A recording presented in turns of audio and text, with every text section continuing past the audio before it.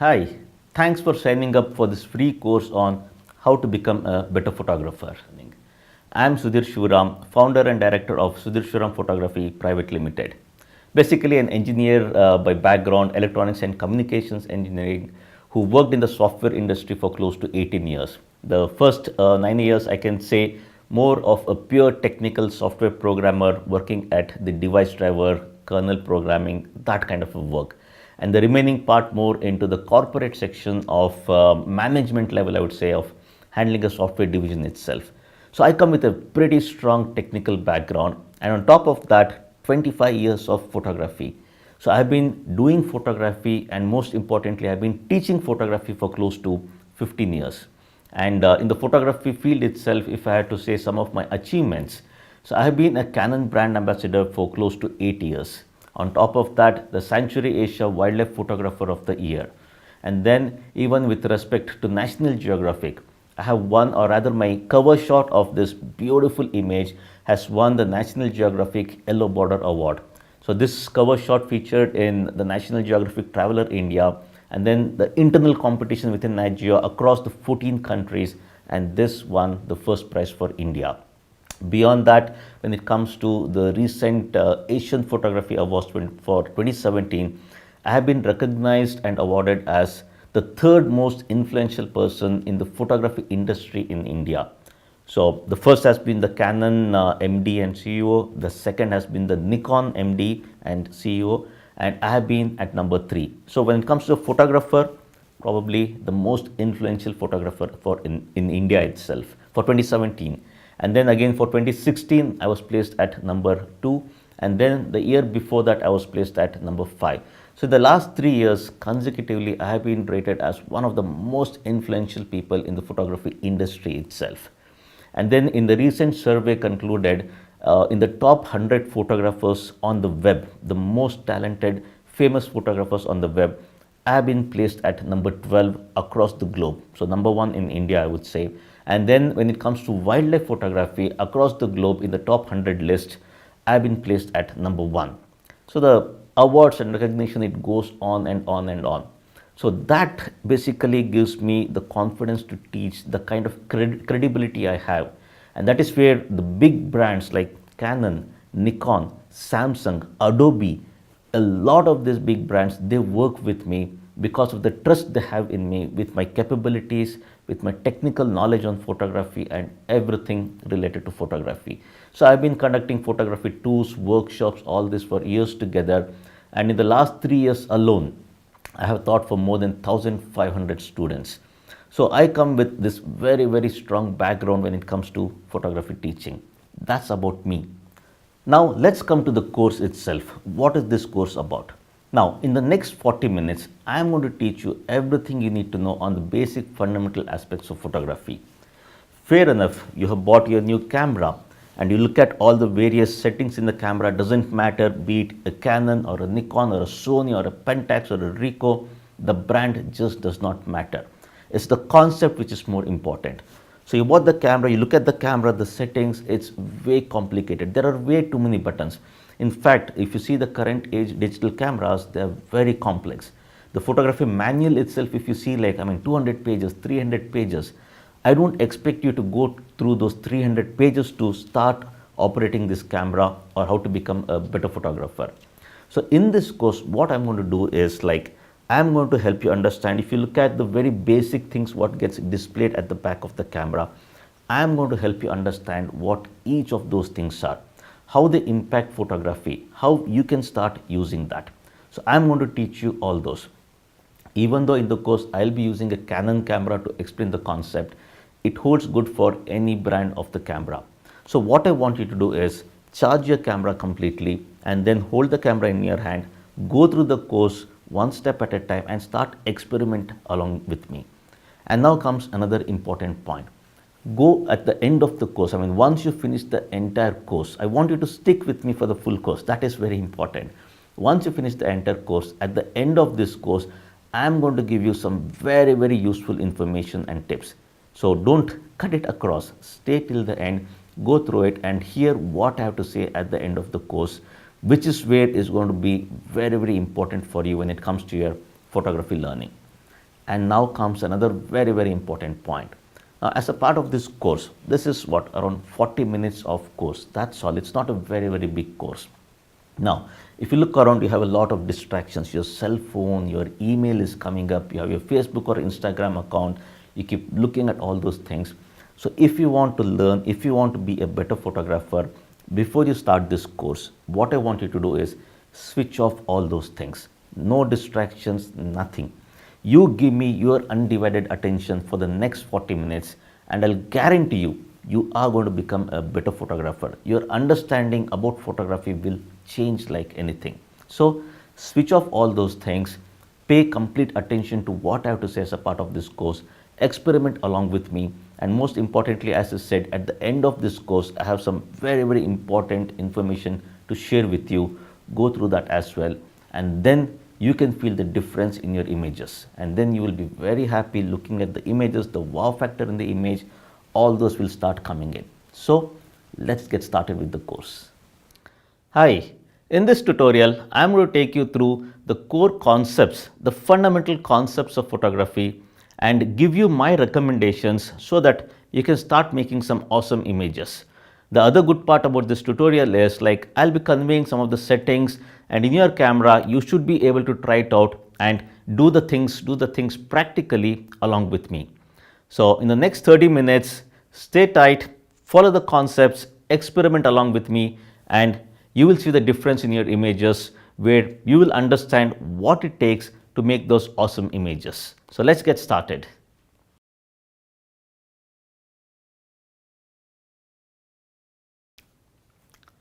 I have currently connected my Canon 1200D, an entry-level camera, to the TV so that you will see the various displays, the settings, what the camera does, and you should be able to follow me. Now, as a beginner in photography, you don't have to go through very in-depth or any advanced settings or any of those things. Forget about all the various advanced features, whatever the camera supports. Let's get some of the very basics right. So for example, aperture. So since I'm shooting in aperture priority mode, the very basic exposure triangle parameters, be it your shutter speed, your aperture, your ISO, what are they, what impact it has on your image, we will see that. Next comes your exposure compensation, about when to underexpose, when to overexpose, make the image brighter or darker, what to do. Your picture style, what kind of picture style you should be using, we will look at that. Your white balance, so what is white balance, what kind of white balance you should be using, I am going to help you understand those concepts. Next comes the other set of parameters, be it with respect to your shooting mode. So whether you want to shoot it in one shot mode, servo, depending on what is happening in your scenery, the focusing options we'll see, then even the metering. So what kind of metering you have to use, be it spot metering, evaluative. So what are those various metering options? And then of course, what kind of image quality you should be using. I'll be guiding you with that.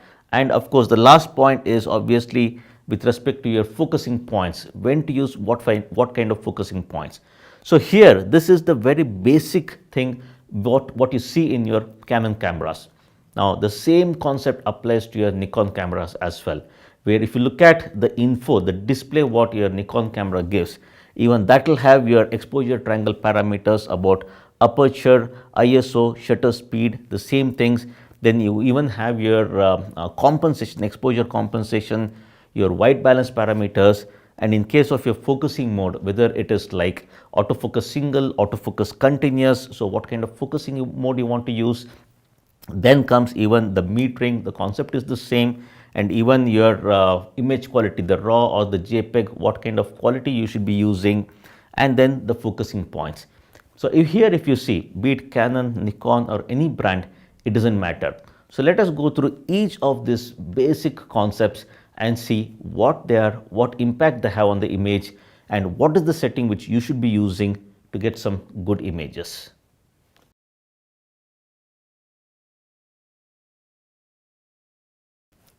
As a first step, let us understand about the image quality. So here, as you can see from the display, in the info, you can press on the Q axis, the Q button at the back and access this, or you can go into the menu option. In that you have the image quality. If you go into the image quality, you have various options, right from the large to the medium to the small, and then you have a combination of RAW plus large and then just the raw. So here you are welcome to use any of this combination, and each of them, as you can see here, the resolution will vary. So if I keep moving, so as you can see, the resolution will keep changing, which is the print dimension if you are trying to print the images. So it's more to do with your megapixel, the resolution. So here, one of the main things is, as a beginner, I understand that raw probably may not be the right option because you may not be comfortable on how to process the raw images. So chances are you end up using just the JPEG. So but my recommendation would be to use a combination of raw plus large depending on the size of the memory card. So yes, please go ahead, buy a larger sized memory card so that you can store more images. Now, one of the key advantages of the raw file is even if you make minor mistakes in the field, be it with respect to the various settings, with respect to your white balance, exposure, so even with respect to the picture style, any of those various combination you make a mistake, still there are ways in which you can very easily fix if it is raw. Raw is very, very powerful. So go ahead, use the option of raw plus large and then keep that as your standard setting. If you look at your Nikon setting, even Nikon has something very similar where you can have a combination of NEF. So that is the raw format for Nikon, NEF plus the different options of JPEG. So go ahead, choose any of these things. But as I said, as a beginner, please go ahead with the combination of raw plus large, because in future, once you learn about raw processing, you can come back to these images and process the raw files. So go ahead, to start with, put the setting as raw plus large or NEF plus any of the JPEG option and keep that as your standard setting.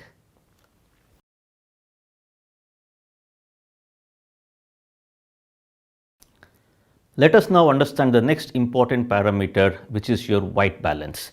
So in case of Canon, I can access the white balance using the quick access button at the back by pressing Q and going into this, or I have a direct access button. Check your camera and you will have a direct access white balance. I click on that and you have this various parameters, various white balance setting rather.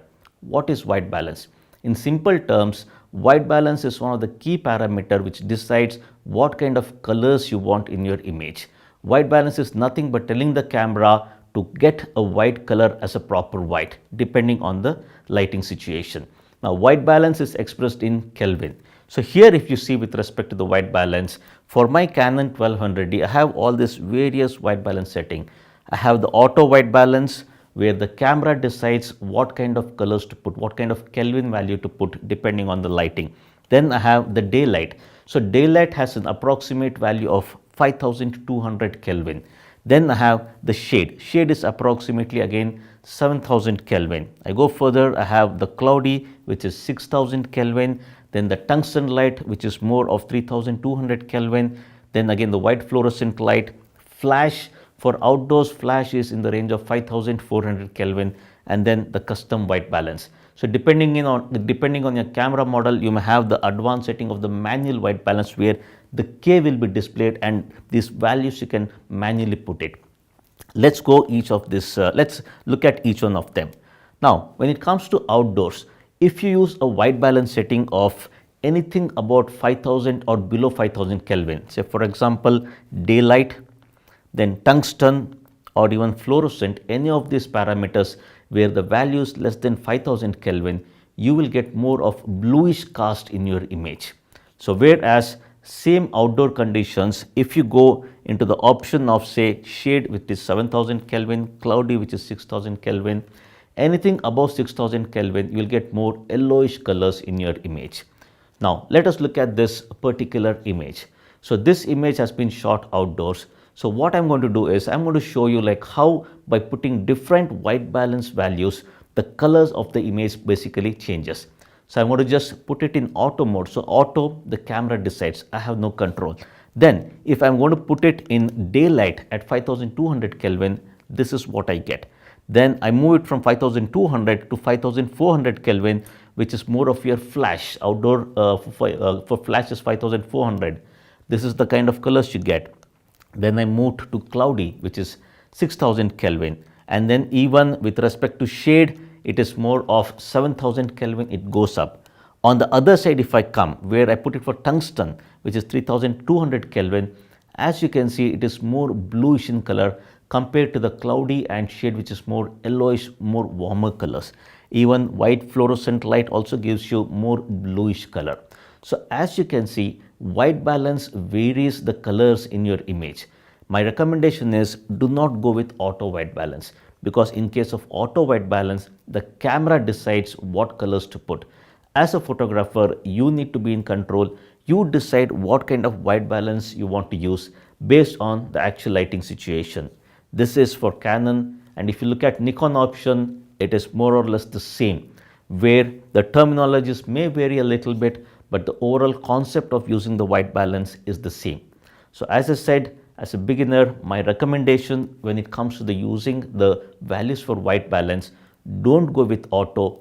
Based on the lighting situation you use, whether you want to go with daylight or flash, or it is cloudy, or with respect to shade, those things. For indoors, probably it may be more of incandescent or fluorescent. Those options comes into picture. So go ahead, understand about white balance, take the camera, go out in the field, the same image what you have, go ahead and shoot that at various white balance, and you personally see what the difference is, and you decide based on the lighting what kind of white balance makes sense. So that's about white balance.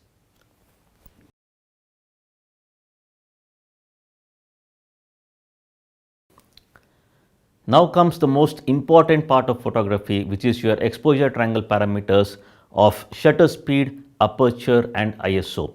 Let us study what these parameters are, what impact they have on the image, and what kind of settings you should be using.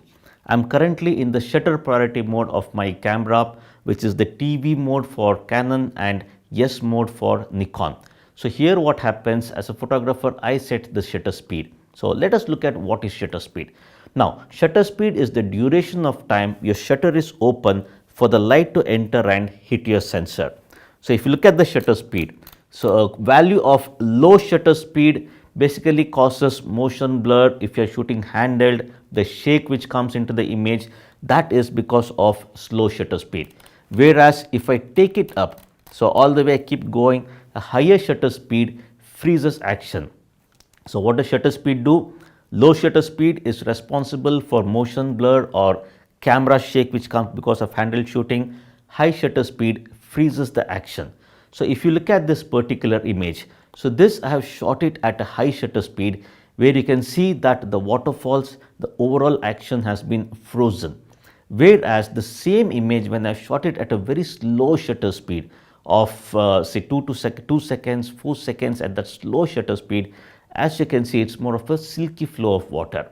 So shutter speed is the duration of time the shutter is open, and then you can basically decide how you want to take that image. My recommendation when it comes to shutter speed, if something is totally static, if it's a person standing, not moving, it could be a landscape scene. So anything which is totally static, you don't have to worry too much about the shutter speed.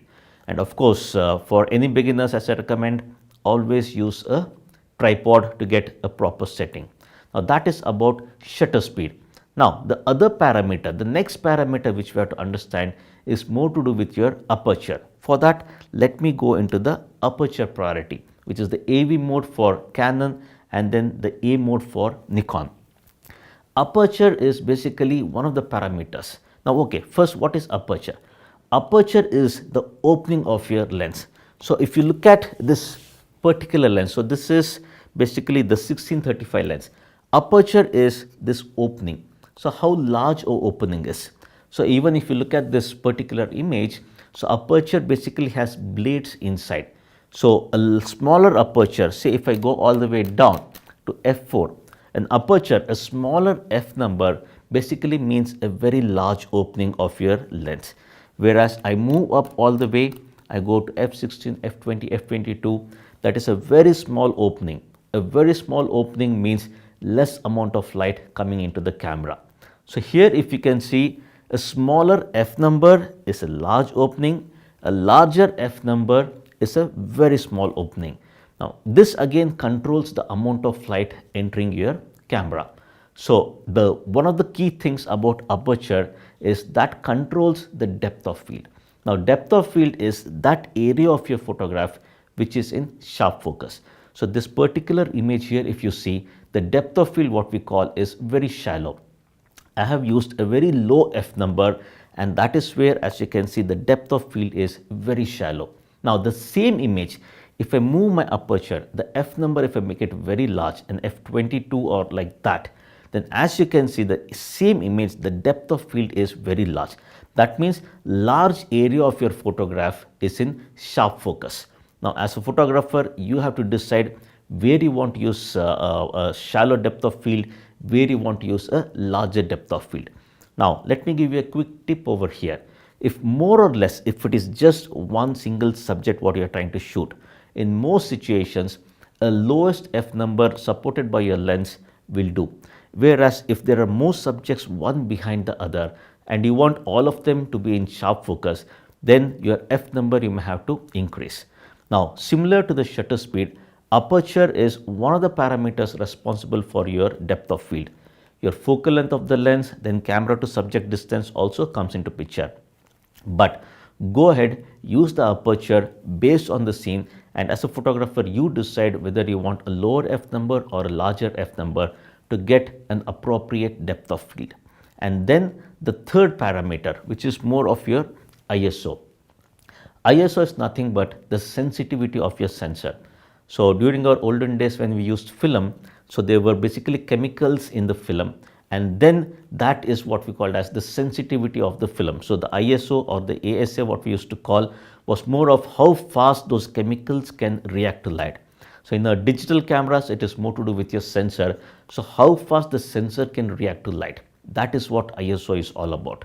Now, if you look at the ISO, whatever ISO you have in your camera, so if I go into the quick view option and go into the ISO here, as you can see, I have auto ISO, then 100, 200, I have different ISOs based on your camera model. Again here, I would recommend you all not to use auto ISO, because when you put it in auto ISO, the camera decides what value to use based on the other parameters. Not recommended. So you go ahead, play around with the ISO. So remember, if you increase the ISO, so chances are you will get more noise. What is noise in the image? So this particular image, if you see, I have shot it at a little bit lower ISO, and wherever there is dark shadow area, as you can see, the details quality is very good. Whereas the same scene, if I increase the ISO, so at this high ISO, as you can see, I zoom in that area, if you see those small grains, that is noise. So depending on your camera, a low ISO is always preferable. But again, depending on mid-range or high-end cameras, ISO value you can actually take it up. So these are the three very basic exposure triangle parameters. Now how do they work together? So let me give you an example. Now you have various modes in your camera. So let me go with the very basic one, which is the complete auto mode. So when you put your camera in complete auto mode, the camera decides all the three parameters. The camera decides, the camera doesn't know what scene you're shooting. Camera will take into account the amount of lighting, and then it will put its own value of shutter speed, aperture and ISO to give you a decent image. Probably that may not be what you want. Next comes, and of course, if the light is less, the camera will pull out the flash as well. The next is the P mode, which is the program mode. In program mode, so when I half press my shutter release, as you can see, for a given ISO, the camera decides both the shutter speed and aperture. Again, you do not have control. Of course, you can increase your ISO, you can also put it in auto mode. So if you increase your ISO, I click on ISO, I increase the value, and then again half press my shutter release button. So as you can see, again the values will vary. So you have no control on what happens. Camera decides the parameters. Now the other mode is basically the TV mode, which is the shutter priority mode, or for Nikon guy it is the yes mode.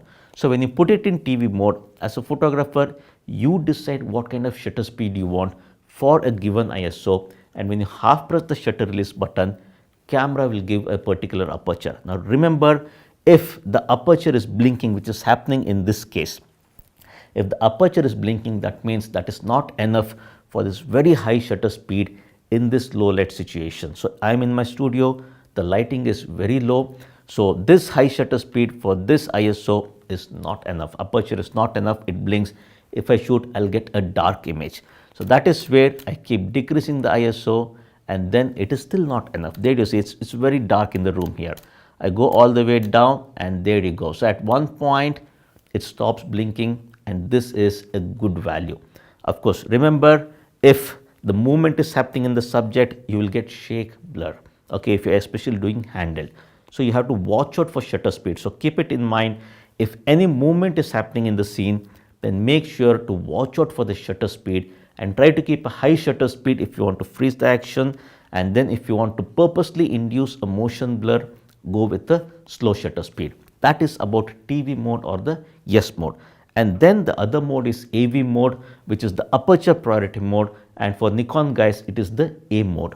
In case of aperture priority, as a photographer, you decide, let me take it all the way down, you decide what aperture you want for a given ISO, and when you half press your shutter release button, camera will give you a corresponding shutter speed.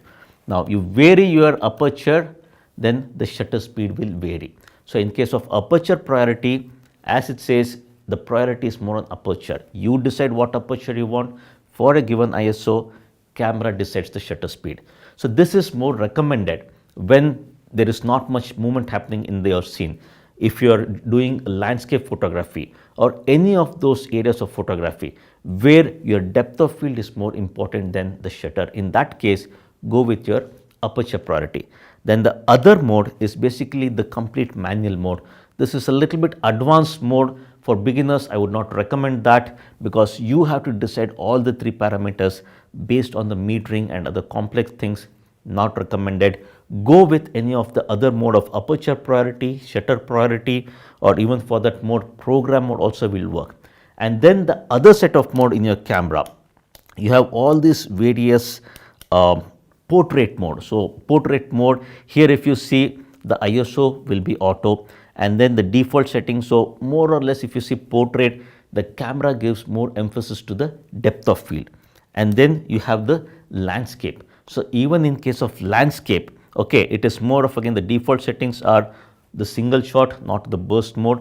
And then again, the priority is given more for larger depth of field. In case of a portrait mode, the camera tries to give you a shallow depth of field. In case of landscape, it tries to give you a larger depth of field to give everything in focus. Then you have the close-up or the portrait mode. Again, in that situation, it is more of trying to give you a shallow depth of field. Then comes your sports, action photography. Action photography, as you can visualize or you can think, is more to do with action happening. You want to freeze it. So in this mode, camera is going to give you a faster shutter speed. Then the other one is stars, night photography. So in this night situation, is going to give you a long exposure. Now, depending on what kind of camera model you will have, these are some of the very basic kind of shooting modes what you have. So once you understand overall, so let me go back to the AV mode. So once you understand the combination of your shutter speed, aperture and ISO, then play around with the settings, and as a photographer, you decide what kind of setting you want. So my recommendation, again, let me repeat. So any of those genres where action is happening, movement is happening, you want to freeze it or you want to create a motion blur, go with the shutter priority and decide what kind of shutter speed you want.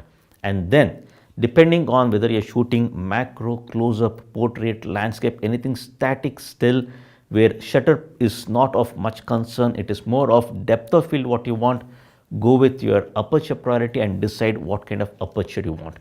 In all these cases, please keep a tab on what ISO you're using, because a very high ISO will yield noise image.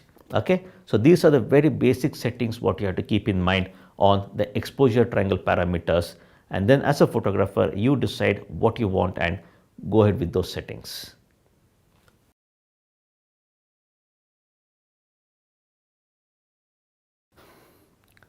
Now comes the next interesting part, which is your focusing mode and the focusing points. Now again, if I go back to the display here, in your display currently I am in one shot mode. So even in case of Nikon, so you have the different kind of focusing modes. So let me go into this. So I'm going to press the quick access button, the Q, and go into that. Of course, so depending on your camera mode, in fact, even for me, I have the direct access button, which is AF button at the back. I press that, I go into the different autofocus modes. Now let us look at each of these autofocus modes. The first one is one shot in terms of Canon, and for Nikon guys it is AFS, autofocus single. Typically one shot mode is used for totally static subjects. So what happens in case of one shot mode is when you half press the shutter release button, you hear the beep. Of course you need to have the beep enabled in your menu options. Once you hear the beep, that means the camera has locked focus onto that subject. So even in this case, so if you look at my camera here, if I just loosen the camera here, the head, so I aim at a particular place, I half press it, I'm in one shot mode, say okay, and then depending on where I'm shooting, you have to be in the autofocus on mode. Okay, so once I press, I half press it, I hear the beep. Keeping it half pressed, even though I move the camera left and right, the focusing will be locked at that particular point.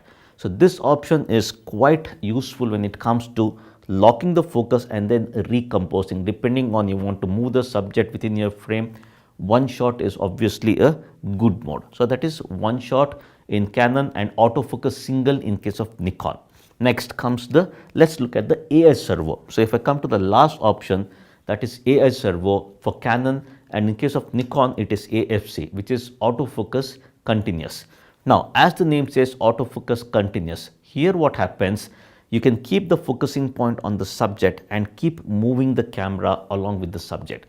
So typically AI servo or autofocus continuous is used in cases where the subject is moving. So any kind of moving action photography, any kind of situation where the subject is continuously moving, in that situation keep the camera in AI servo or autofocus continuous mode. In this case what happens, when you half press your shutter release button, the camera will be continuously focusing. It will not stop. So there is no concept of locking focus at that place. It locks the focus, but when you move the camera along the subject, it continuously focus. So as you can see, it is suitable for anything which is moving. Next comes the other middle one, which is AI focus, or for Nikon guys it is AFA, autofocus auto. Here what happens, so in this particular mode, if the subject is stationary, internally the camera will move to one shot. So in case of AI focus, if the subject is stationary, internally it will move to one shot and you will hear that beep sound. In case of AI servo, you will not hear that beep sound because it is continuously focusing. AI focus, internally it moves to one shot, or autofocus single, you will hear the beep. But then if the subject starts to move, of course in this situation you can again do the recomposition, keeping it half pressed, move the camera and then click. In case of AI focus, if the subject is still and then it starts to move and you move the camera along with the subject, internally it will move over from one shot to AI servo. So the continuous focusing will start happening. Now of course, if you look at the situation, you feel that this is probably the best option and we should use it as a beginner. But my recommendation is don't go with this option, because there are certain situations where it takes time for the camera to detect that yes, the movement has happened, subject has started to move, and this switch over from one shot to servo or from autofocus single to autofocus continuous, there may be a lag, there may be a delay, and you may miss those important shots. So my recommendation is go with either one shot for totally static subjects, macro photography, landscape, portrait you're doing, close up. So any of those, product photography, fashion photography, portrait, so monuments. Okay, so any of these things go with one shot, and AI servo or autofocus continuous go in those situations where there is continuous movement happening, somebody running, car race happening. In case of wildlife photography, action, any of those things, go with AI servo. So this is more about the focusing mode of the camera. Next comes the focusing points. So if I come out of the screen, so if I press, of course in Canon the rightmost button at the top, and even in case of Nikon you have the button at the front depending on your camera model, where you can choose what kind of focusing points you want. So in my Canon 1200D, if I press on the focusing points, you will see all these various focusing points. Now this is where you will have to decide, and my recommendation again here is do not enable all the focusing points, because what happens is these focusing points are responsible for getting the subject in focus. Now if you enable all the focusing points, what happens is the camera decides where and how to focus, or on what subject within your frame it has to focus. based on how much light is falling on the subject, based on the contrast of the subject, the camera decides. So that is obviously not a good option, because if there are two people standing one behind the other, you want to focus at the front person, chances are if it's not properly lit, the camera will focus at the back person which is more lit, and that is not what you want. So avoid enabling all the focusing points, and you decide. So move your options around, and based on how you want to compose, you go ahead, move the focusing left, right, wherever you want to focus. And honestly speaking, the center focusing point is basically the most powerful one, which is the fastest, which basically focuses on the subject very fast. So go with the center focusing point for faster focusing even in low light situation. Concept is the same even in case of Nikon. Now, even depending on your camera model, the number of focusing points also will vary. So depending on the number of focusing points, you can decide as to, like, from a composition, where you want to move, how you want to move the focusing points. Okay. So again, as I said, avoid enabling all the focusing points, go with one focusing point and manually move it around depending on how you want to compose. So that is more about the focusing mode of the camera, and then using different focusing points on how to compose the image. So remember, you go ahead, you decide what kind of composition, what kind of focusing mode you want, put those parameters in the camera and then take it forward.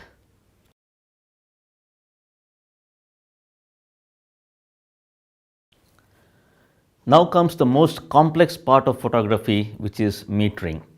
Now, metering is quite interesting, and that is actually the heart of photography, based on which the exposure triangle parameters are decided. Now, be it Canon, Nikon or any camera model, the concept is again the same.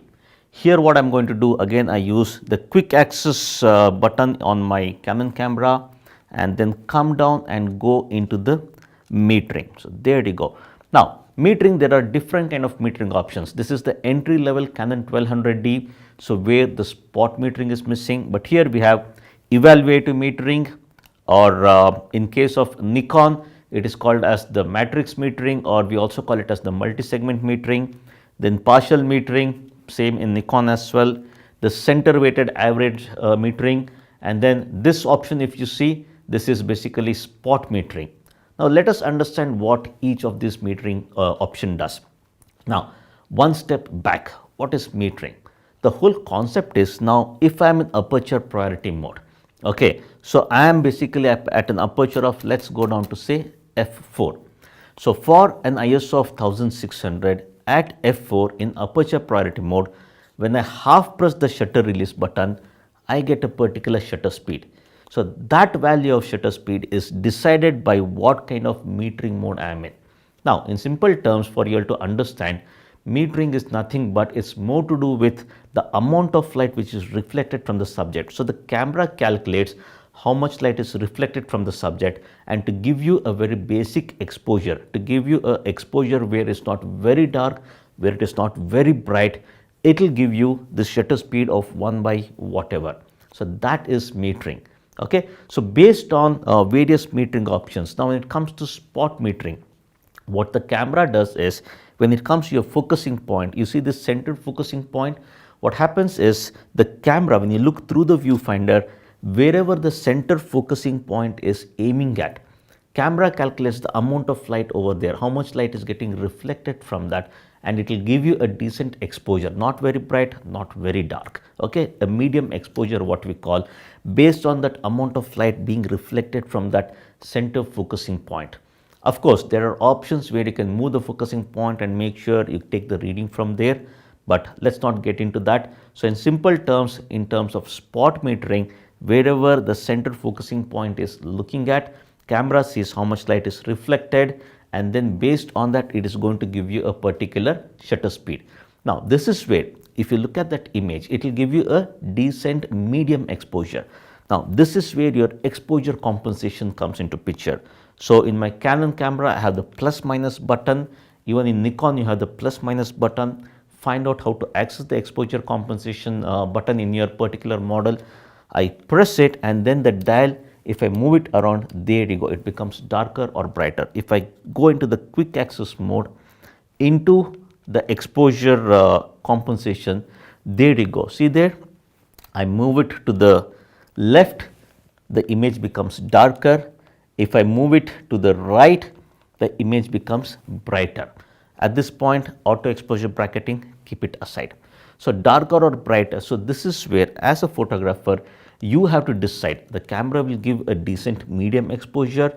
Looking at the scene, if you feel you need to cut down light, you can make it darker. You want to get in more light, you can make it brighter. So, that is about the exposure compensation metering using the center focusing point, which is the spot metering. Now, let us go into the other options of metering. Now, the other one is evaluative metering, or for Nikon guys, it is the matrix metering or even multi-segment metering. So, in this case, what happens? It doesn't take it from the center at all like spot metering. Okay. So, here it's the evaluative or matrix, that means, or the multi-segment. That means what the camera does is basically takes the average of the whole scene. So, it divides the entire segment. So, how much light is basically coming into the camera from the entire scene, not at that one single point. So, from the entire scene, how much light is coming into the camera, it will calculate, it will average it out, and then it will give you a medium exposure. Same again, use the exposure compensation to make it darker or brighter. That is evaluative. Next, the other metering is basically partial metering. The third one is partial metering. Partial metering is very similar to your spot metering, where again from the center focusing point what you have. So, typically in spot metering, the center focusing point is an area of around 2 to 3% compared to your entire frame. Whereas partial metering, it takes a value about 12 to 13% of that focusing point at the center. That is about your partial metering. And then the last one is the center weighted average metering. So, here what it does, it gives more emphasis to the center portion of the image, how much light is reflected from the center portion of the image, and then it gives you a particular shutter speed to give a medium exposure. So, this is what metering does. Now, the overall complexity of the metering is quite high. So, what I would recommend you as a beginner, my recommendation is to go with evaluative metering. Okay, so currently go with evaluative metering mode. So, obviously in case of Nikon, it is multi-segment or matrix metering what we call. And then what you have to do as a photographer, look through the viewfinder, see the tonality. So, one of the key things is about tonality, what you have to look at. What is tonality? Nothing but darkness or brightness. Okay. So, if you look at the TV display here from a tonality, this is dark. Whereas this shirt, if you see from a tonality, this is more bright. The backdrop, the screen here, if you see tonality, it is dark.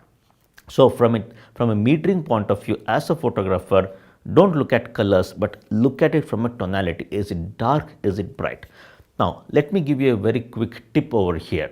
Okay. So, when it comes to your evaluative or matrix metering or multi-segment metering, what kind of exposure compensation to use? Okay. So, that a quick tip, if I have to go into this, is basically if you are shooting something very dark, if the overall average tonality of the whole scene is dark, then you have to underexpose. Okay. So, of course, it's a little confusing where if the tonality is already dark, why should I again underexpose?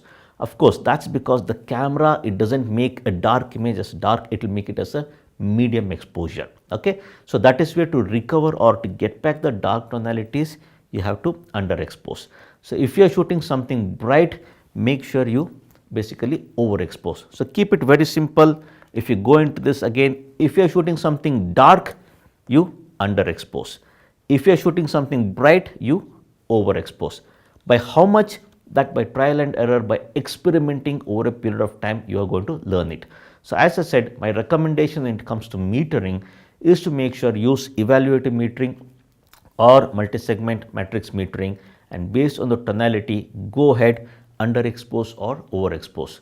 So, what I would recommend you is take your camera, get out into the field and then use these options. Okay. So, don't try to experiment with every single of the metering option.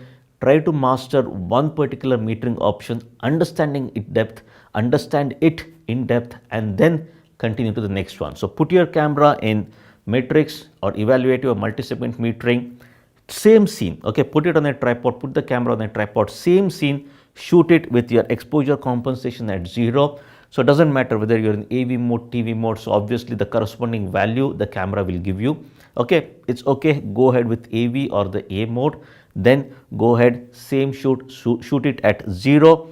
Then if you feel that the overall tonality, the average tonality is more on the darker, try to underexpose. You see these dots over here, try to underexpose by each dot. So one step, two steps. So keep underexposing one step at a time, the same scene, then again get onto the other side. So the best way to learn as a beginner is to experiment, and don't experiment on different scenes. That's another important point. Experiment on the same scene with different values. Make a note of it. And of course, the very good point is the EXIF information is available in your camera. Come back, copy it to the computer, and then keep looking at each image and see what is it that you have done. And that is how you can master the whole concept of metering, and you decide, depending on the situation, what kind of metering, what kind of exposure compensation you want to use, and then decide. So that's the best way to learn. Experiment one step at a time and then master the concepts. Good luck with metering.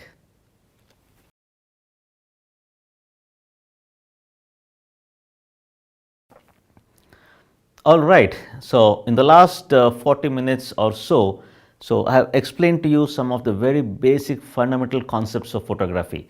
Honestly speaking, these are the core things which you need to know as a beginner in photography. There are a lot of advanced things that is for later, but get these fundamental concepts right. So to conclude or to summarize what is it that you have to be doing, the main thing, obviously, what kind of image quality, as I said, go with the combination of raw plus large. And then comes obviously your white balance setting. So avoid the auto white balance, go with the white balance based on the lighting situation, and then go with that particular preset, or if you have the manual white balance, go with that particular manual white balance. And then comes your exposure triangle parameters. Shutter speed, freezing the action, motion blur, handshake, those things comes into picture. Your aperture, the depth of field comes into picture. And then obviously your ISO is to do with noise. Obviously this whole combination you have to get it right based on what kind of metering you use. So depending on the metering what you use, this combination comes into picture, and then the exposure compensation, making it darker, making it brighter, depending on the tonality, that you have to keep it into consideration. And then the other very important aspect is regarding the focusing. So with respect to your focusing options, whether you want to use one shot or autofocus single, AI servo or autofocus continuous, this is for static subject, this is for subject which is moving. Combination of both is AI focus, but as I said, my recommendation is avoid that. And then the other important point obviously is your focusing options. So what kind of focusing points you want to use? Be it Canon or Nikon, you have different kind of focusing points. Understand what those are, and for composition, you will have to move the focusing points around, decide what is it that you want to do. So if you look at all these various combinations, this is the very basic. And the other one which I actually skipped is more to do with your picture style, and honestly speaking, don't worry too much. My recommendation is to go with the standard. In case of Nikon, you have your vivid, which gives you more vibrant colors, even the standard is there. Even in case of Canon, you have the landscape mode where you get a little bit more vibrant colors.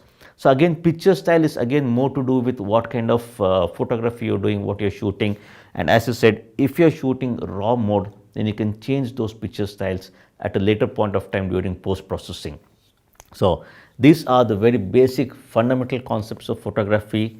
Experiment each of these things, learn the concepts by heart. Of course, no need to by heart anything over here.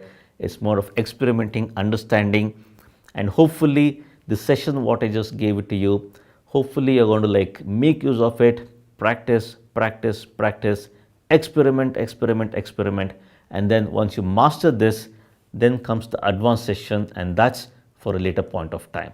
So good luck with your learning and good luck with your photography. All right, welcome back.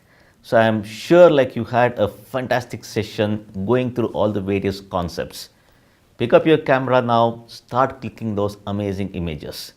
But as I said, what you just saw, the course what you went through is just the tip of the iceberg.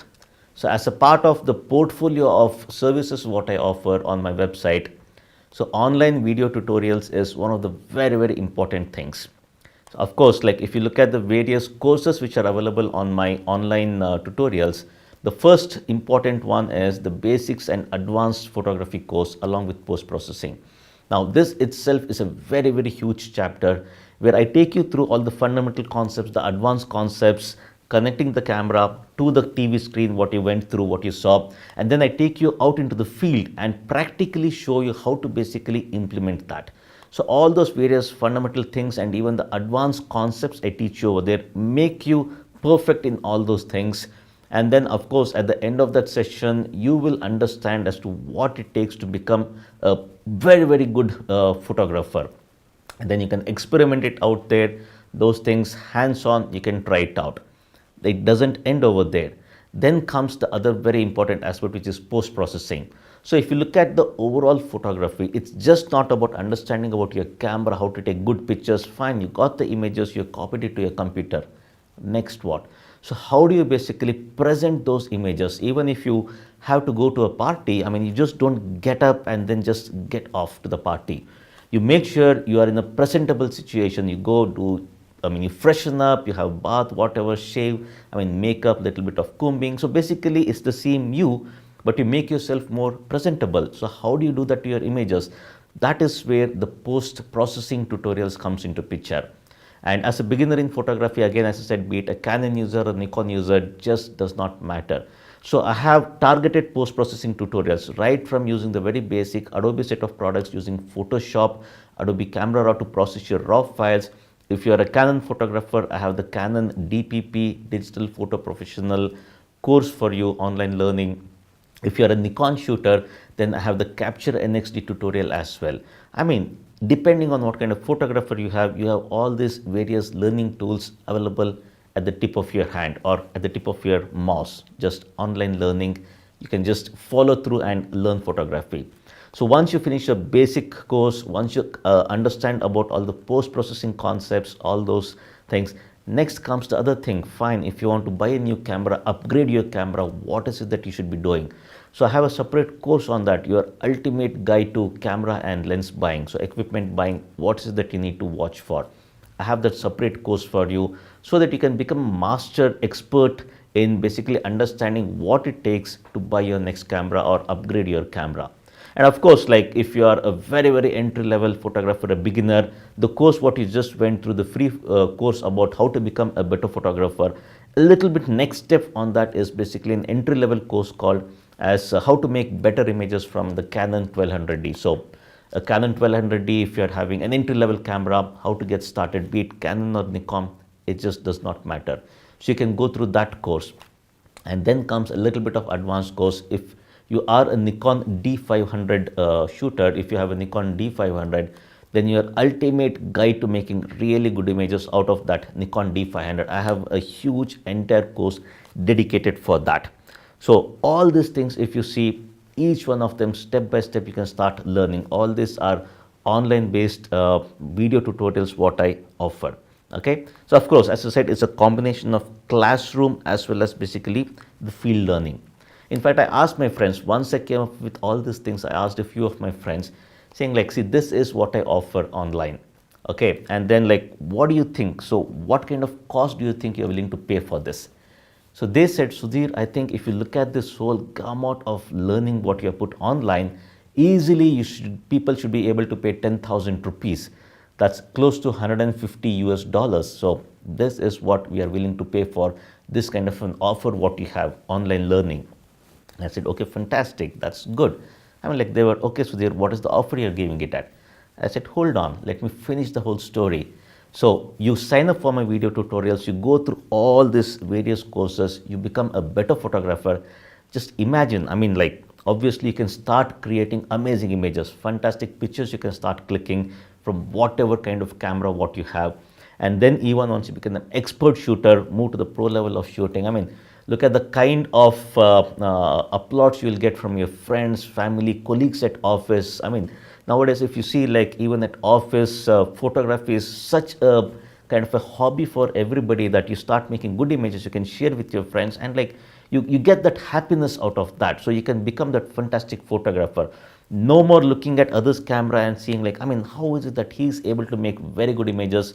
I have the same kind of camera. I am not able to get those images. None of those things. So say goodbye to all those things and then start making your own fantastic images. So if you see all the various things, the kind of future things what you can expect from these tutorials, I believe that 10,000 rupees is just a steal. Easily you should be able to afford. Again, hold on, it doesn't stop there. Once you subscribe for this video tutorials, it's a 1-year subscription period what you have. Once you sign up for this video tutorial, subscribe to it, then you become part of the Sudhir Shivaram photography community, the SSP community. I have a separate dedicated Facebook group just for my video tutorial subscribers. Nobody else has access to that. Only you folks will be part of that, and then there you can post your photographs. Me along with my team, and then other photographers who are there. Already like hundreds of photographers are part of that community. You come in, you start posting your images over there. You can start getting feedback, critics about your images on how you have to improve or what are the things you have to do to improve. And me, I'm going to personally handle people over there. Okay, even reviewing your images, help you build your portfolio. So we have the album concept where you start building your own portfolio, start improving on your photography. So the learning continues. It's just not the end after you sign up and watch the videos online, you learn photography. It doesn't end there. The learning continues within the private photography group, our own community. And then again, as a part of that private community, I'll be doing very regular Facebook live broadcasts. So a lot of people are already aware about my Facebook photography chat, which I do, the live broadcast. It's extremely popular. In the last couple of years, more than 4 million people have viewed those free online Facebook broadcasts. So for your group, it's going to be a specified, more private one just for the video tutorial subscribers. And then I'm going to be teaching some of the advanced concepts, clarifying your doubts on photography. So all the various tutorials you would have gone through, I'm going to give all the answers to the various doubts what you have, guide you through photography. And then apart from that, even when it comes to competitions, so I'm going to guide you as to like, okay, what kind of images you have to submit for the competition. What are the things the judges basically look for in the competition. So all these various things, again, I'm going to handhold as a part of that SSP community on Facebook. So it's just our own Facebook group. If you see the kind of benefits what you have, all these various things, this is where I think 10,000 rupees is absolutely easy go on that. That said, now comes the surprise element. The cost of this entire package is not 10,000 rupees. All this for a limited time period, I'm going to give you an offer of just 4,997. That is all it costs. This entire thing, if you see, right from the various basics and advanced photography tutorial what you have, advanced post-processing what you have, your ultimate guide to basically camera lens buying, that guide, post-processing using the Adobe set of tools, Photoshop, Adobe Camera Raw, Capture NXD, then even Canon DPP, and then even the Nikon D500, how to basically make good images from that, the 1200D for beginners, all these various tutorials what you have for online learning, then our own private Facebook community, our own SSP community to learn photography, take it forward, the live broadcast, a lot of this bundle, if you look at the whole gamut of services what I offer, all this at a steal away price of just rupees 4,997. So what are you waiting for? The link is right down here. Go ahead, click on the link, explore the various tutorials, sign up for that, and I'm going to see you on the other side in our own SSP community. So don't wait any longer. As I said, this is going to be a limited time offer. Go ahead, sign up and start learning photography, and I'm going to help you become a better photographer. That's my guarantee.